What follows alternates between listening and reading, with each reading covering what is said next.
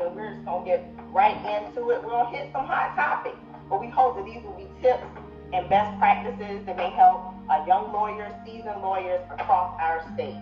So we will start with the area of indigent defense. Just going to jump right in. Many areas have wills clinics, expungement clinics, Georgia legal services, and then some don't. But I want to maybe go to the public defenders, and you can, I'm trying to see how we're going to do this. I'm looking at all of y'all. But anyone to chime in about that and the importance of supporting that effort and providing funding in those areas and representing individuals that are underrepresented. So we will start with, how about Imani?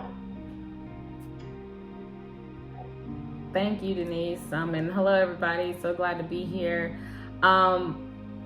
So I guess it was just a wide open question about indigent defense. My only career, I graduated from University of Georgia School of Law in 2015, and I started at the public defenders here in Athens since then. So that's where I've been working my entire career. And in terms of indigent defense, you know, a lot of people don't realize how that is a constitutional right for people to have a right to an attorney. And we are real attorneys, even though some people don't think that we are. You know, we hear that a lot from clients and family members sometimes, but we are real attorneys. And indigent defense is really, it's a work of passion. And we don't get, I would say, pay but we're worth from the state. And I would say, I don't know much about details about budgeting and things of that nature. That's not what that's not in my job description to do that. But I will say that in comparison to other professions or other offices, or even the prosecutor's office, we can definitely use more budgeting and more funding for the work that we do. We do work a lot, and we have a lot of cases and a heavy load and heavy volume. And sometimes we need resources for other things, not just for the attorneys, but for programs and things of that nature. And I am in the Athens area, to where we do have a lot of homelessness and substance abuse, clients having substance abuse issues and mental health issues. And I'm sure that there are, we can have more funding for certain resources and programs to help steer people away from the criminal justice system, and a part of like restorative justice and things of that nature. So I feel like I'm rambling, so I don't know if there's a specific question in general for indigent defense. Did you have a, because indigent defense can be, I only can speak to it from the criminal defense side, and I know you mentioned other areas such as wills and the legal civil side of it, and so I can speak to the criminal side of it. I don't know if you had a specific follow-up question or anything. Well, you hit right on one point, and I was going to ask anyone else that might chime in. We often hear, not real lawyers, and what does that really mean? Well, we know, all of us sitting here, we know that is not true. Does anyone have any thoughts to share about that, and kind of how do we start breaking that stigma in the legal field?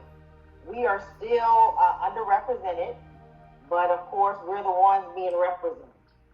So, how do we, and definitely in different areas, because the first time I met with some students over the weekend and through the week, and they say they want to be lawyers, and of course the first thing they say is criminal lawyer. There's nothing wrong with that.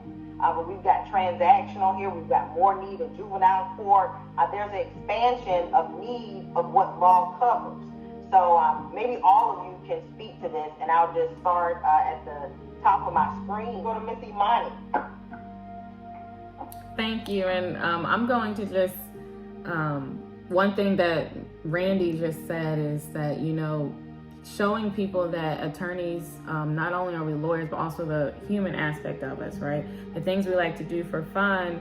And I think sometimes when, not only that I just share with people that I am a lawyer, but sometimes when people say, oh, I wanted to go to law school at one point, but they think of this profession as such a serious profession that you have to check certain boxes and you can't be yourself or real.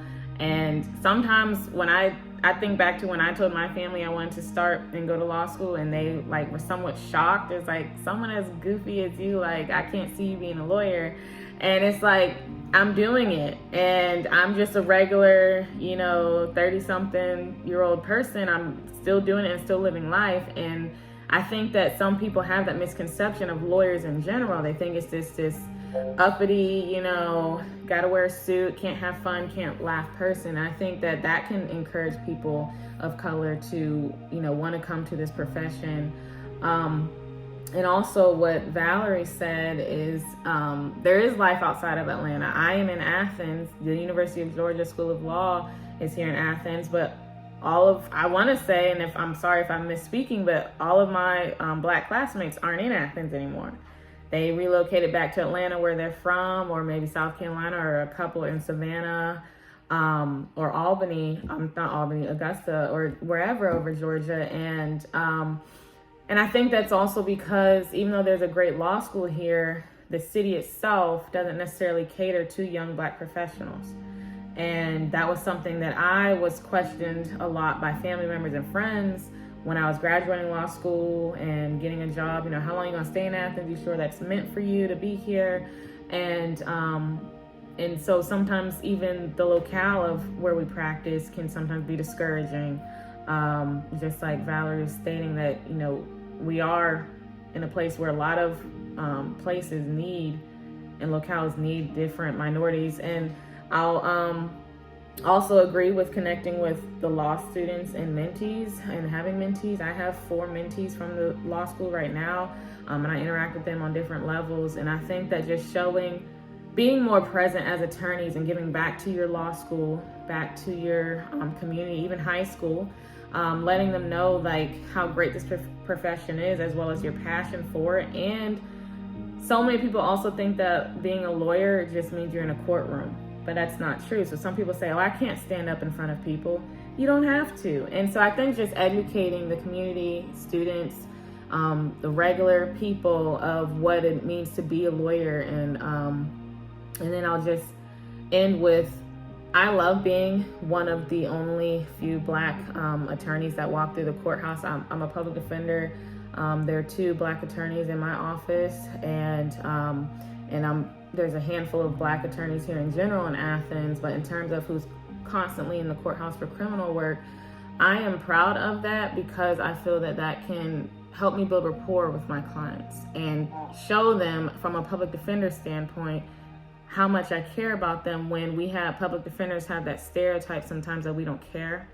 And, we're just trying to hurry up and get the quickest plea deal or whatever. And so that's not necessarily encouragement. I guess that would be encouragement for people to want to start in this profession and criminal defense in general, that even right now, the African American community is the one, makes up the majority of those incarcerated. And when they see a lawyer there fighting for them, that helps us build rapport with them, build a connection. They trust us, and that helps them know that they're not alone. And if other people learn that they can build that connection and relationship, as DA Anita has been saying, I think that can also encourage people to want to come to this profession as well. Awesome. Thank you.